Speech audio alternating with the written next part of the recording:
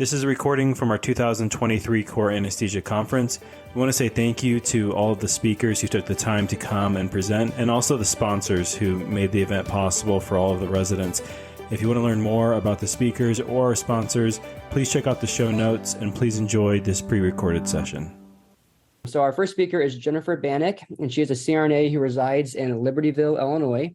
And Ms. Banek has a Bachelor of Science in Biology, and prior to becoming a CRNA, she worked in drug research for Abbott Laboratories. She graduated with her Master of Science in Nursing from DePaul University and earned her anesthesia certification from North Shore School of Nurse Anesthesia, Chicago, in 2012. Jennifer is licensed to practice in both Illinois and Wisconsin, and has practiced in a variety of clinical settings in both states. In 2020, she was elected to serve 700,000 Lake County, Illinois residents as the coroner. She has served in professional leadership roles in both the state and national capacity. Currently, she is on the AANA's board of directors, and Ms. Banek has served in the United States Army Reserves for approximately 14 years. She is currently the commander for the 1MCTD, which trains in Fort Still, Oklahoma. Jennifer's partner is also a CRNA and a service member, and together they have 4 grown children. So it's my pleasure to welcome Jen to the stage here. So we'll get Jen's video rolling and get her slides started here very shortly. My name is Jennifer Banek. I use the pronouns she and her. I am your AANA Region 3 director that comprises the states of Illinois, Wisconsin, Michigan, and Indiana. Although I am here to, serve as a resource for you as an AANA member wherever you are located. So the title of my presentation is Beyond the Head of the Bed, and the idea is that you have chosen one of the greatest professions here as a CRNA, and I think that the skill set that we have as CRNAs, really, the background of my title slide here, what I want you to be thinking of is the sky is the limit. So I'm going to be talking about 4 areas that I have, 4 journeys that I've embarked upon myself, and that I hope that you'll think about as a CRNA, because I think you have the skills to embark on these journeys yourself. Go ahead, next slide.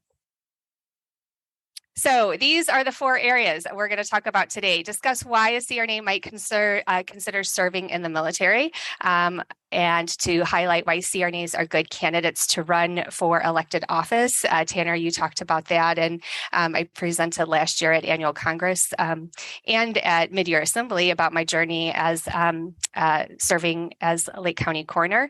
Number 3 is to explore pathways and the importance of serving in professional leadership at both the state and national levels. So I want you to understand what that pipeline looks like. And finally, consider additional academic options and how they might be beneficial. I know right now you're probably knee deep in school and not thinking about pursuing additional academic pursuits, but something to think about. Something to think about maybe later on. Go ahead, next slide. So I graduated back in 2012, and I've used this phrase a lot: when all else fails, reinvent yourself. Believe it or not, I've failed a lot. I've fallen down. I've reached roadblocks, and so this has helped me a lot. If I reach a roadblock, I just look for a way to reinvent myself. My other favorite mantra is the only way around it is through it. So I think you might see that, because some of these things that I talk about are really paradigm shifts in how we think about being a CRNA. Go ahead, next slide. So the first thing that we're going to talk about is military service, and I'm going to talk about it really within the context of the reserves. If you were serving in active duty, you would be primarily serving as a CRNA. If you are serving as a reservist, really you might be serving as a CRNA, but you could be doing different, you could be serving in a different capacity. Your primary area of concentration might be as a CRNA, but you might be also, that's one of the things I love about being in the reserves, is that you could be learning some other skill. I've been lacing up my boots, so to speak, for the last almost 15 years. In December of this year, I will have 15 years in the reserves. I actually had a significant break in service for about 10 years. I did serve as an enlisted service member back in the early 90s. My husband, as Tanner mentioned, is also a service member in the Navy. And my two children are both in the Reserve Officer Training Course. So I love what we do, but I'm going to talk a little bit about the pros and cons about serving in the military. Go ahead, next slide. So I was thinking about my military service and really where it's brought me over the last 15 years. And we're going to kind of just go through this, and truly it's brought me around the world. Go ahead, Tanner, and just kind of click through this. So Fort Leonard Wood is really where it began. That's where I did basic training way back in like 1992 or 1993. I was at that time a 91 Bravo, which is right now a 68 Foxtrot, which is a combat medic. Fort Sam Houston is where the Army does all of their medical training. So if you join, and if you're somebody in the medical capacity, you'll spend a good deal amount of time at Fort Sam Houston. Go ahead, next slide. Fort Lewis, Washington, that's where I did some training for ROTC. Go ahead. Fort Sheridan, that was where I did spend some time with a forward surgical team. Go ahead. Yep, Fort Bliss, Texas. I went there before I went overseas for a mobilization. Al Udeid Air Force Base. I did a 90-day mobilization in Qatar. Camp Humphreys, South Korea. That is an interesting mobilization. I'll talk about that just a little bit. Fort Sill, Oklahoma, I've spent the last 4 or 5 years there. I was part of a unit where it had nothing to do with anesthesia, and I'm going to talk about that. One of the things that's important is if you're in the military, you have to be semper gumby, always flexible. You need to read the fine print. Go ahead, next slide. Fort Campbell, Kentucky, did some training there. Go ahead, next slide. Fort Dix, New Jersey. Next slide. Fort McCoy, Wisconsin. You spend a lot of time there in the summer times. Camp Arif Jan, Kuwait. I went there before I went to Qatar. So indeed, you can see that the military has brought me all over the world. And if you look at those places, some of them might not seem terribly glamorous. Indeed, they're not super glamorous. Like for instance, when I went to Fort Bliss, Texas before mobilizing, the airlines went on strike, and we had some opportunity to do some great hiking for 3 or 4 days. I would have never gone to Qatar had I not been mobilized there, and had some opportunity, some downtime to spend some weekends in Doha, which I probably would have never spent there had I not been in the reserves. Seoul is actually a beautiful city. I probably would not have gone there had I not been a reservist. So I'm really thankful for the time that I've spent in the reserves and my opportunities to really travel the world. So if you are a reservist, here are some potential incentives. Like I said, I'm going to talk about reading the small print. There is a possibility to get a health professions loan repayment program. Sometimes that can be up to $40,000. As I was putting this presentation together, I called a recruiter. If you are interested in going into the reserves as a CRNA, you would go to a medical recruiter. You don't just go to a recruiter that's located on the corner street. You need to go to a medical recruiter. So you would Google AMED, AMEDD, AMED recruiter. And so, like I said, the loan repayment would be up to about $40,000. You could also receive, while you're in school, specialized training assistance program, or the STRAP program. I asked, and that's about $2,000 a month while you're in school. I think TRICARE is the best kept secret as a part of the reserves. And what that is your health care. And so one of the things that I really appreciate about being a reservist is I'm able to be a 1099 or a contracted employee, and I get my health care from the reserves. It's very affordable. I believe for my family, it's about $220 a month. So it allows me and my husband to be, like I said, contracted employees, and I don't have to be a W-2 employee and dependent upon my employer. And then you can receive a pension after 20 years of service. Now, if you are a reservist, you would put your 20 years in, and then you would not be able to collect your pension until after you're about 65 or so. So something to keep in mind. It's a little different if you're active duty. So those are all really great incentives. And definitely something, to look into if you're interested in going into the military. Go ahead, next slide. Jen, I just want to pop on. We fixed the screen sharing problem. If you want to share yourself. Oh, yeah, I'd love to share mine because it has some, go ahead. You want to come off? Because then I can, let's see here. Share. Oh, look at that. You guys are so good. Awesome. All right, I'm going to butt out. Yeah. Okay. So I wanted to share these pictures because this is from Aludid Air Force Base. Here's a picture of me in the operating room. It was a very traditional surgical type setting. You can see here. We did like gallbladders and appendectomies, things like that. Nothing too crazy, but we were the damage control surgical team. So if things went sideways in the Middle East, we would be the surgical team for that area.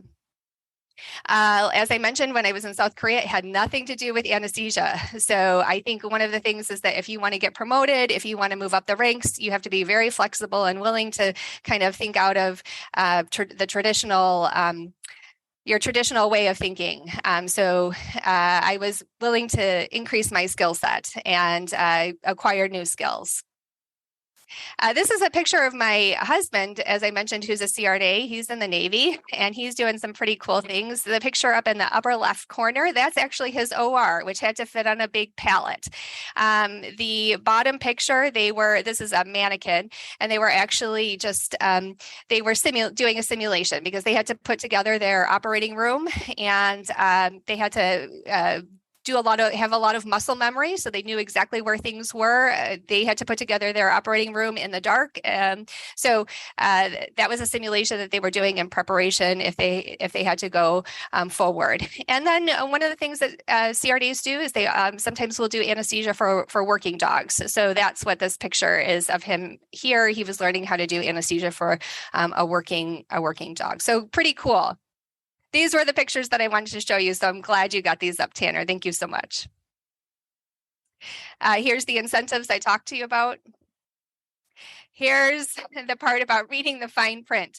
So some of the things that, I talk about all of the great things. Let me tell you, I was eligible for loan repayment. I graduated in 2012. I'm still trying to get that loan repayment. You have to maintain some level of physical fitness if you're in the military.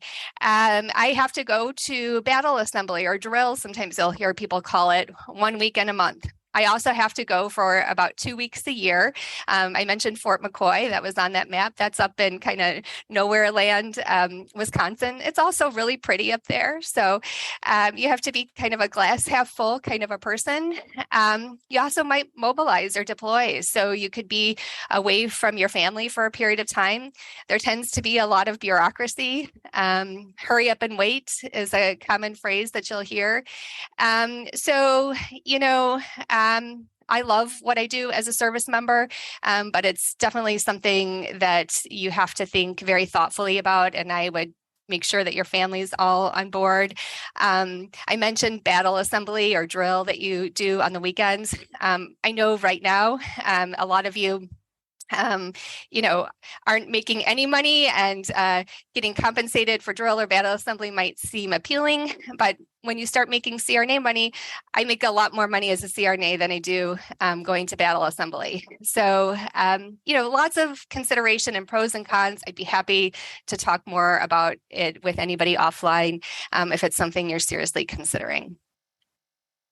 Okay, so running for office. I hope that you'll think about this really through the lens of a CRNA, because I know this is really a paradigm shift and might seem kind of crazy that the CRNA ran for position of a coroner, and why would she do that? I really was hoping to run for a legislative office. That simply wasn't that. People think that you choose the position. Actually, the position really chooses you. And so the coroner, it made more sense for me to run for that office. So in 2019, just before I actually left for Qatar, I announced that I was running for Lake County coroner. And this is just a little bit about the office. I don't have the time to go into about running for office, but just a department overview. The job of the coroner's office is to determine cause and manner of death. The forensic pathologist that's employed in my office, who actually does the autopsies, he determines the cause. So that would look like gunshot wound to the head, anoxic brain injury, bilateral pulmonary emboli, versus manner of death, which would be suicide, homicide, accident, undetermined. There's 5 manners of death, and I'm the person that determines manner of death. Dr. Zachariah is the person that determines cause of death. And then we do cremation permits. The job of our office is to assume jurisdiction over preventable deaths. So we don't assume jurisdiction over every death, but we screen the deaths to determine which deaths we think are preventable. As Tanner mentioned, we are a county of 700,000 folks. This just is some statistics from 2021. So about 5,500 deaths, and we assumed jurisdiction over 670 or so. Some pictures to kind of give you an idea of what our office looks like. This is in front of our office. We have a staff of 15. So that's me in the pink coat. You can see we were pretty knee deep still in COVID. That's my chief deputy in the front, Steve, who's really fantastic. He kind of holds down the fort when I'm out and about. And so the deputies are really the folks who are screening the calls 7 days a week, 24 hours a day. They will go out on scene if it's something that we're responding to. Sometimes myself and or Steve will respond to the scene. You can see Dr. Zachariah is in the bottom left photo in the blue scrubs. Like I mentioned, he's the forensic pathologist. And we will do the autopsies in our office then the following day.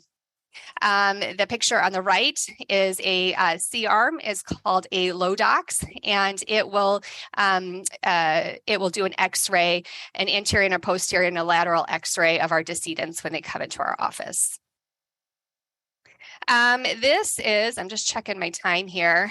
Like I mentioned, I want you to really think about me being a coroner through the lens of being a CRNA. So, this was a case that came through my office in 2021, a very, very unfortunate case. This is Corey Causey. Just to kind of give you a little context, I had a chief deputy, one of my deputies come into my office, and she said, and this is, I'm quoting her, she said, I have a man that was taken to the hospital. He was given 200 of propanol. Do you think we should bring him in? And I said, oh, that's interesting. I said, can I see the anesthesia record? And so she showed me the anesthesia record. And this gentleman had a history of diabetes, sleep apnea. He had like a BMI for sure of over 30, hypertension, hyperlipidemia. Under the PS status, it said NA for not applicable. He was, it said in the narrative that he was given consent, an IV was started. He had 5 abscessed teeth that he was coming in to have removed. And this was an oral and maxillofacial surgeon that was removing them. So consent was obtained, an IV was started, and it said 200 of propofol was given, like 2 teeth. And this is all, I'm just telling you this off the top of my head from what I can recall. 200 of propofol was given, and it wasn't, from the record, it was a bolus dose. It wasn't given incrementally. And the SAT dropped to 85%. a chin lift was given, a jaw thrust was given, and then it says 2 liters of nasal cannula applied. Basically, this gentleman arrested and had a anoxic brain injury and was taken to the hospital. So this is this was the news report. I was solicited by one of the local news agencies for my comment on this particular case. Hey, Jen, I don't think we can hear the audio playing from that video. Sorry. Okay, no worries. I'm assuming you were playing the news. I was. Right. Okay. Yeah. Yeah. Sorry, we're not able to hear that. No worries. Oh, good. Thank you for interrupting me instead of me continuing to play it. So anyway, and I can, let's see here. What I'm going to do though, is I am actually going to post the link in the chat, or maybe the chat's not up for me. Anyway, maybe we can post the link in the chat later and you all can take a listen to it. But basically, the news media reached out to me for comment on this particular case. It was kind of interesting because my forensic pathologist said to me, maybe it's, propofol, an allergic reaction to propofol. And I was like, no, he tested for IgE and this absolutely was not the case. Maybe it's propofol infusion syndrome. I said, no, that's something that we see in the ICUs. That's not the case. So, my expertise as a CRNA was really critical in this particular case. And it's interesting as well. I've had the opportunity to really engage and interface with the press, which was something that's been new to me, but I think has been helpful. I've been had the opportunity every day. I am interfaced with the press probably 2 or 3 times a week. So it gives me as a CRNA the opportunity to become the subject matter expert on these types of topics. Additionally, how has a CRNA in elected office helped CRNA practice? So when you're in elected office, indeed being, I know it might sound strange, but the coroner position actually is a partisan position. So you become part of the elected family. And right now, our partisan group is in the majority. So, which is particularly helpful because then all of those legislators that we try to advocate with, to talk to about CRNA practice, full practice authority, how bad AAs are, opt out. It's very easy for me to talk to them about getting folks from the Illinois Association of Nurse Anesthesiology. It's very easy for us to get those appointments and have those meetings and have that FaceTime with those legislators. So in 2021, in the middle of a pandemic, we were able to increase our number of legislative visits to over 26. We've been able to have more legislative champions, which allows us to ask. It's easier for us to make the ask to get legislators to sponsor bills for us, which is extremely helpful.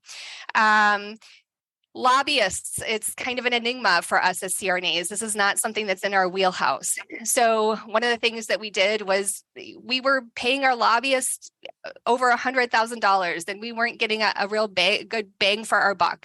So in Illinois, about 2 years ago, we terminated our contract with our lobbyists, and I think we've made some significant progress. We had really contentious AA legislation here in Illinois, and I'm pretty confident that we wouldn't have been able to hold that AA legislation if we hadn't developed some of those relationships with those legislators. So I think that it would be really helpful if we had more CRNAs in elected office. And I would encourage you, if this is something that you're interested in, it doesn't have to be in a county-wide office. It's actually pretty 700,000 folks in a countywide position is a pretty significant pretty significant race to run, but it can be for a trustee in a town or a village. It can be for school. It can be for a library. These are smaller offices that you can run for, and you become the subject matter expert as the medical person on serving on that board. So I think we need to see more CRNAs in elected office, and I hope that that's something that you might consider. All right, professional leadership. We want you. And I would encourage you not to have imposter syndrome. So I want to talk a little bit about the third adventure and opportunity outside of the operating room that I hope you'll consider. So this is the pipeline for CRNA leadership at the state and the national level. I think this is something that isn't often discussed or talked about.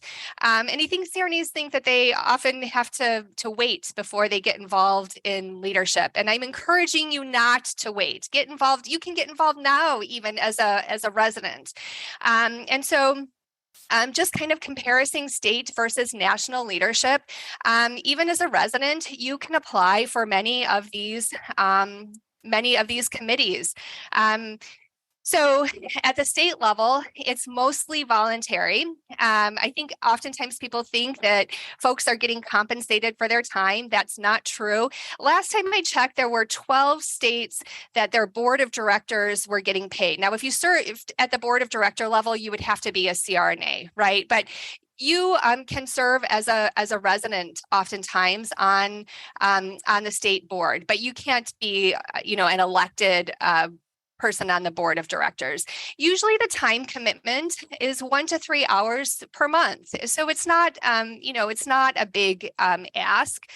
And here are some examples. I've abbreviated here. I think sometimes we use acronyms too much, but people will use the term PAC. PAC stands for Political Action Committee, and FPD is your federal political director. That would be something you would have to wait to do after you graduated.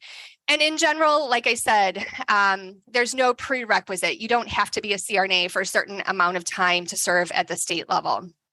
Now, again, this is kind of the pipeline because I think that this is really important and that CRNAs don't talk about this very often. I'm going to back it up just a little bit. Every year around April, there will be a compensation survey that will be sent out. And there weren't a whole lot of sources that we knew how much CRNAs were getting paid every year. It's really, really important that once you become a CRNA, that you fill out that compensation survey. Why?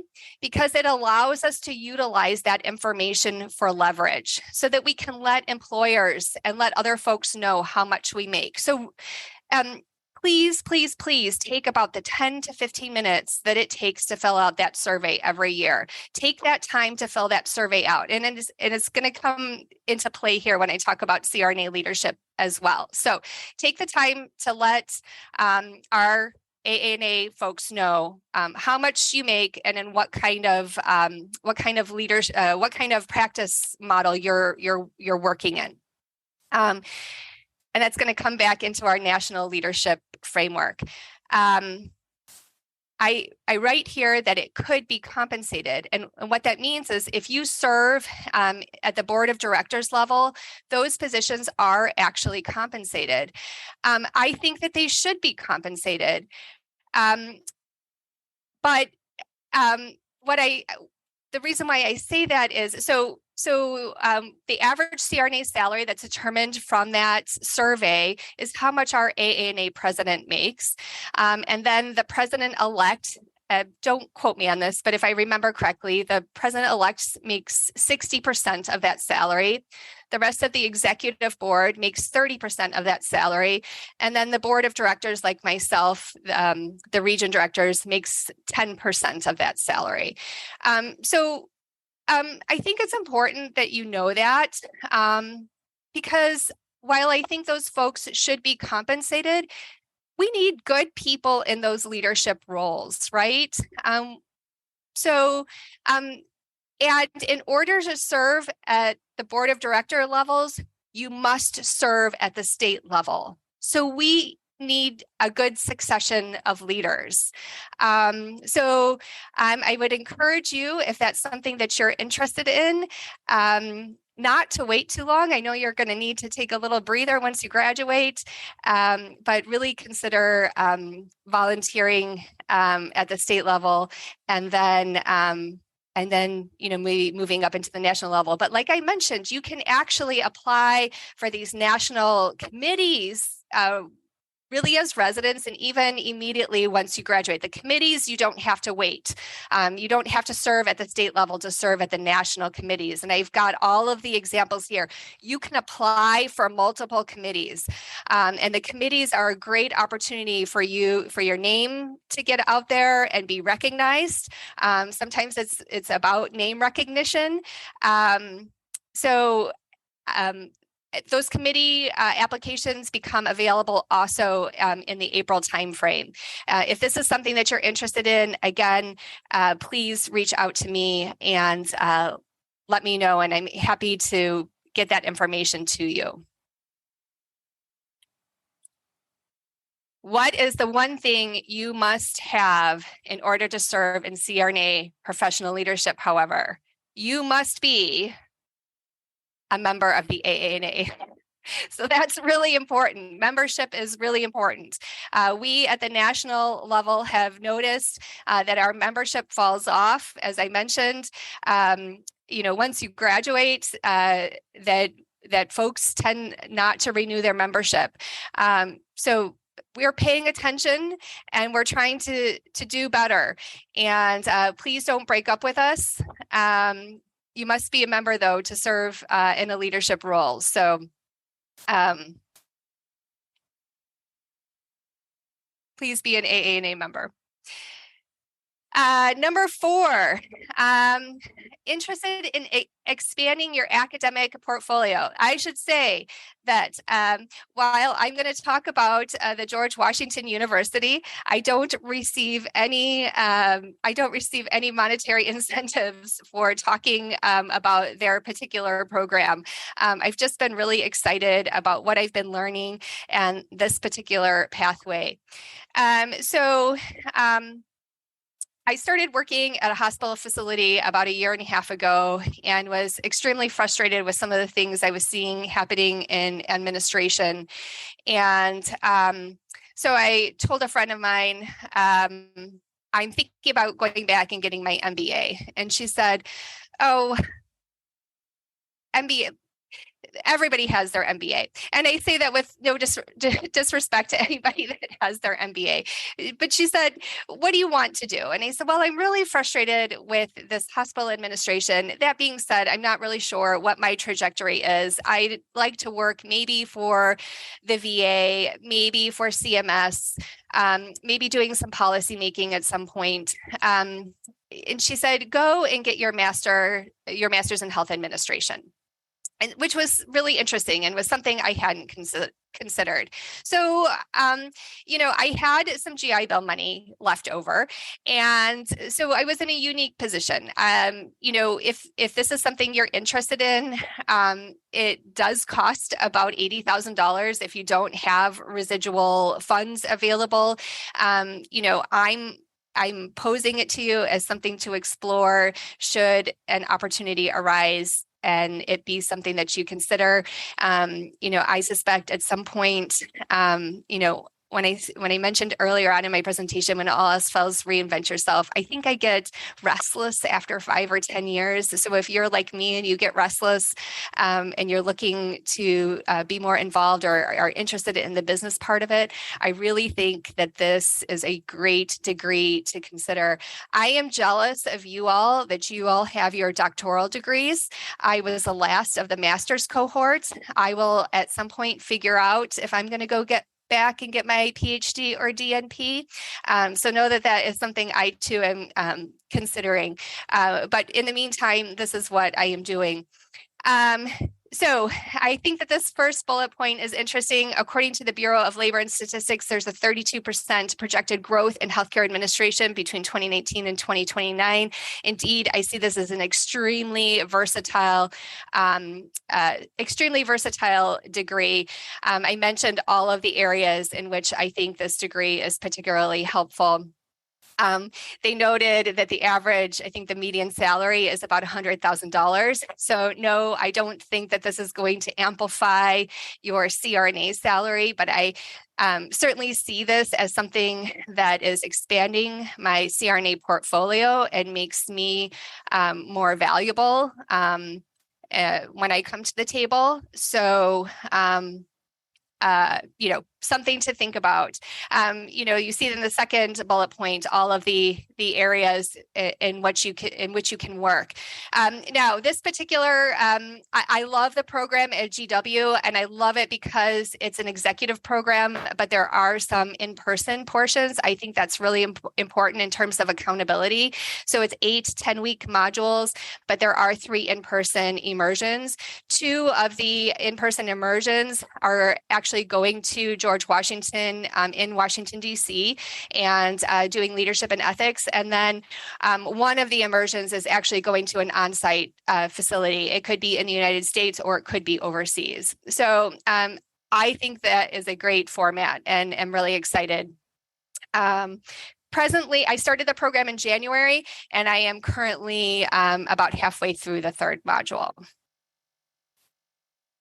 So here is just an example of the curriculum. I'll let you just kind of take a quick look at this.